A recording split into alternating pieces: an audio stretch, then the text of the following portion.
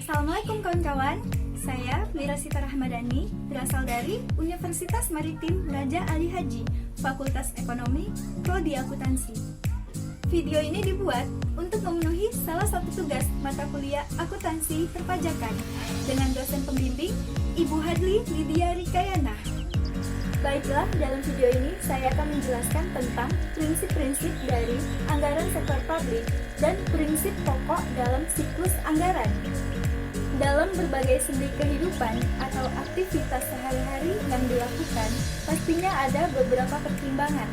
Pertimbangan yang dimaksud bisa saja seperti pertimbangan akan adanya keinginan untuk membuat suatu usaha, yang pasti di dalamnya memerlukan beberapa keinginan yang ingin dicapai dengan melalui program-program tertentu. Perencanaan sangat berkaitan dengan anggaran. Ketika seseorang melakukan perencanaan, pastilah adanya keinginan yang akan dicapai. Dan keinginan tadi pasti akan dilakukan dengan beberapa program-program kerja tertentu.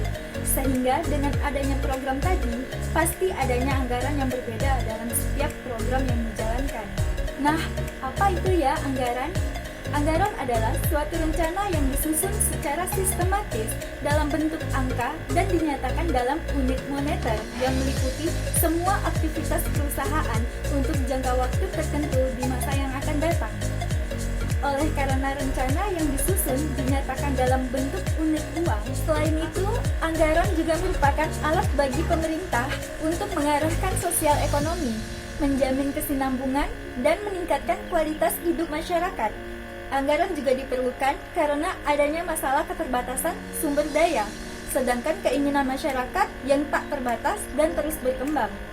Dan anggaran diperlukan untuk meyakinkan bahwa pemerintah telah bertanggung jawab terhadap masyarakatnya. Prinsip-prinsip anggaran sektor publik. Prinsip-prinsip anggaran sektor publik meliputi 1.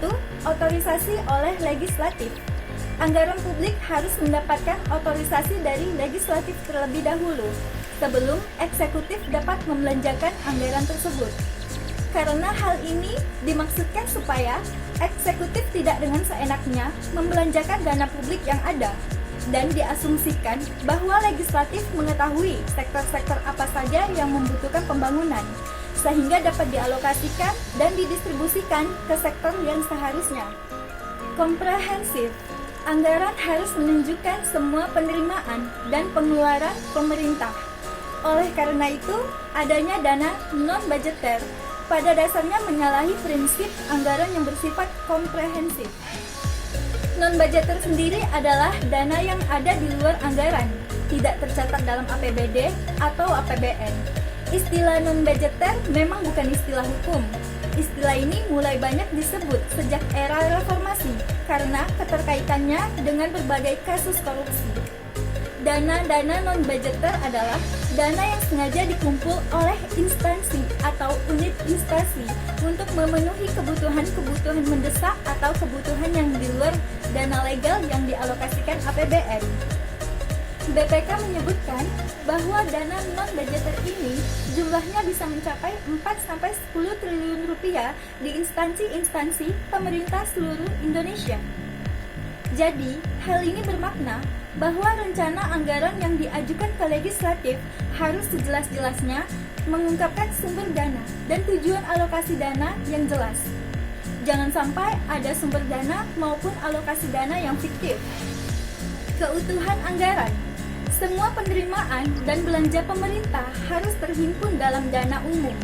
Dana umum dipergunakan untuk mencatat sumber daya yang penggunaannya tidak dibatasi. Hal ini bertujuan untuk memakmurkan masyarakat, seperti mengurangi tingkat kemiskinan, mengurangi tingkat pengangguran, dan sebagainya. Dana umum muncul sejak pemerintah berdiri dan akan terus ada sampai pemerintahannya juga masih ada. Apropriasi tidak rahasia. Jadi, prinsip ini dapat dimaknai bahwa pembuat anggaran tidak serta-merta bisa seenaknya bebas menentukan untuk apa pembagian peruntukan dana yang telah dikuasakan kepadanya. Jumlah yang akhirnya nanti disetujui oleh Dewan Legislatif ini harus benar-benar ditekankan agar bermanfaatkan secara ekonomis, efektif, dan efisien. Periodik. Anggaran merupakan suatu proses yang periodik, dapat bersifat tahunan maupun multitahunan. Hal ini dikarenakan supaya organisasi publik atau pemerintah bisa mengevaluasi tingkat keberhasilan pelaksanaan anggaran dalam pelaksanaan pembangunan dari periode ke periode. Akurat. Estimasi anggaran hendaknya tidak memasukkan cadangan yang tersembunyi atau hidden reserve yang dapat dijadikan sebagai kantong-kantong pemborosan dan inefisiensi anggaran serta dapat mengakibatkan munculnya underestimate pendapatan dan overestimate pengeluaran. Yang terakhir, diketahui publik. Anggaran harus diinformasikan kepada masyarakat luas berkaitan diberlakukannya Undang-Undang Nomor 14 Tahun 2008 tentang Keterbukaan Informasi Publik Pasal 2 Ayat 1 yang mengatakan bahwa setiap informasi publik bersifat terbuka dan dapat diakses oleh setiap pengguna informasi publik. Pasal 2 Ayat 2 mengatakan bahwa informasi publik yang dikecualikan bersifat ketat dan terbatas. Keuangan publik dalam hal ini merupakan salah satu informasi publik. Pokok-pokok prinsip siklus anggaran harus diketahui oleh penyelenggara pemerintahan. Siklus anggaran tersebut ada 4 tahap yang terdiri atas tahap persiapan anggaran, tahap ratifikasi, tahap implementasi, tahap pelaporan, dan tahap evaluasi. Pertama, tahap persiapan anggaran. Pada tahap persiapan anggaran dilakukan taksiran pengeluaran atas dasar taksiran pendapatan yang tersedia. Terkait dengan masalah tersebut, yang perlu diperhatikan adalah sebelum menyetujui taksiran pengeluaran, hendaknya terlebih dahulu dilakukan penaksiran pendapatan secara lebih akurat. Selain itu, harus disadari adanya masalah yang cukup berbahaya jika anggaran pendapatan diestimasi pada saat bersamaan dengan pembuatan keputusan tentang anggaran pengeluaran. Tahap ratifikasi anggaran. Pada tahap ini merupakan tahap yang melibatkan proses politik yang cukup rumit dan cukup berat. Pimpinan eksekutif dituntut tidak hanya memiliki managerial skill, namun juga harus mempunyai kemampuan antara lain political skill dan coalition building. Integritas dan kesiapan mental yang tinggi dari eksekutif sangat penting dalam tahap ini. Karena eksekutif harus mempunyai kemampuan untuk memberikan argumen yang rasional atas segala pernyataan dan bantahan yang disampaikan oleh legislatif. Tahap pelaksanaan anggaran. Setelah anggaran disetujui oleh legislatif, tahap berikutnya adalah pelaksanaan anggaran. Dalam tahap pelaksanaan anggaran, hal terpenting yang harus diperhatikan oleh manajer keuangan publik adalah dimilikinya sistem informasi akuntansi dan sistem pengendalian manajemen. Manajer keuangan publik dalam hal ini bertanggung jawab menciptakan sistem akuntansi keuangan yang memadai dan handal untuk perencanaan dan pengendalian anggaran yang telah disepakati. Bahkan dapat diandalkan untuk penyusunan periode anggaran tahun berikutnya. Tahap pelaporan dan evaluasi anggaran.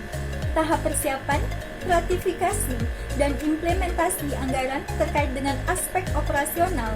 Sedangkan tahap pelaporan dan evaluasi terkait dengan aspek akuntabilitas. Jika tahap implementasi telah didukung dengan sistem akuntansi dan sistem pengendalian manajemen yang baik, maka diharapkan pada tahap budget reporting dan evaluation tidak akan menemui banyak masalah. Realisasi atas pelaksanaan anggaran dilaporkan dalam laporan realisasi anggaran dan laporan operasional. Selanjutnya, saya akan membahas sebuah kasus yang saya ambil dari sebuah penelitian yang berjudul Pertanggungjawaban Pidana dalam Penyalahgunaan Dana Non-Budgeter Bulog oleh Muhammad Hasiholan Lumban Tungku. Kesimpulan dari beberapa permasalahan yang diberikan penulis. Pertama, tindak pidana korupsi adalah delik formal. Yang dilarang adalah perbuatan korupsinya dan bukan akibatnya. Sehingga ketika seseorang didapati telah berbuat secara melawan hukum, memperkaya diri dengan merugikan keuangan negara, maka dia telah memenuhi unsur tindak pidana korupsi.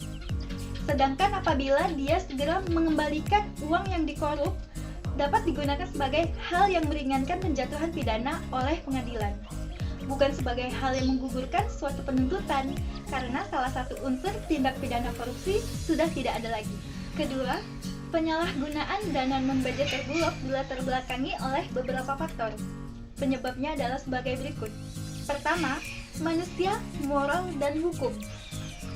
Masalah korupsi terkait dengan berbagai kompleksitas masalah, antara lain masalah moral atau sikap mental, masalah pola hidup, serta budaya dan lingkungan sosial, masalah kebutuhan atau tuntutan ekonomi, dan kesenjangan sosial ekonomi, masalah struktur atau sistem ekonomi, masalah sistem atau budaya politik, masalah mekanisme pembangunan, dan lemahnya birokrasi atau prosedur administrasi di bidang keuangan dan pelayanan publik. Namun dalam hal ini, manusia dan moral adalah hakikat yang paling mendasar untuk terjadinya suatu perbuatan yang tercela. Jadi, kasus dan kondisi yang bersifat kriminogen untuk timbulnya korupsi sangatlah luas atau multidimensi, yaitu bisa di bidang moral, sosial, ekonomi, politik, budaya, birokrasi atau administrasi, dan sebagainya. Kedua, manajemen dan kontrolisasi. Lemahnya manajemen dan pengawasan terhadap pengadaan dana non-budgeter Bulog merupakan faktor yang sangat besar untuk memungkinkan bagi setiap orang untuk melakukan korupsi. Ketiga, akibat penyalahgunaan wewenang. Penyalahgunaan dana non-budgeter Bulog terjadi akibat dari penyalahgunaan wewenang yang dilakukan oleh penjabat negara yang telah diberikan kepercayaan untuk melakukan penyaluran sembako kepada rakyat miskin. Sehingga penyalahgunaan wewenang dari suatu jabatan atau kedudukan merupakan alasan yang mendasar untuk terjadinya suatu tindak pidana korupsi. Saran dari penulis dalam menyikapi kasus yang terjadi dalam penyalahgunaan dana non-budgeter Bulog, kita tidak boleh menanggapi kasus tersebut secara non-yuridis maupun politis. Hal ini perlu juga dibentuk suatu perangkat hukum yang jelas mengenai tindak pidana korupsi, agar setiap pelakunya dapat dijerat untuk setiap perbuatannya dengan pasal-pasal yang telah ditentukan sebagaimana mestinya. Tidak itu juga, peran serta dari masyarakat juga sangat diperlukan untuk membantu aparatur penegak hukum dalam mengungkap berbagai kasus tindak pidana korupsi yang begitu sangat merajalela dan membudaya di negara Indonesia ini. Memang budaya korupsi sudah mengakar ke seluruh lapisan masyarakat, sehingga sangatlah sulit untuk diberantas. Alhamdulillah, cukup sampai di sini penjelasan dari saya. Tadi kita sudah membahas tentang prinsip-prinsip dari anggaran sektor publik dan prinsip-prinsip pokok dari siklus anggaran, beserta contoh kasusnya. Cukup sekian, dan jika video ini bermanfaat, jangan lupa di like dan di share ya kawan-kawan. Terima kasih. Wassalamualaikum warahmatullahi wabarakatuh.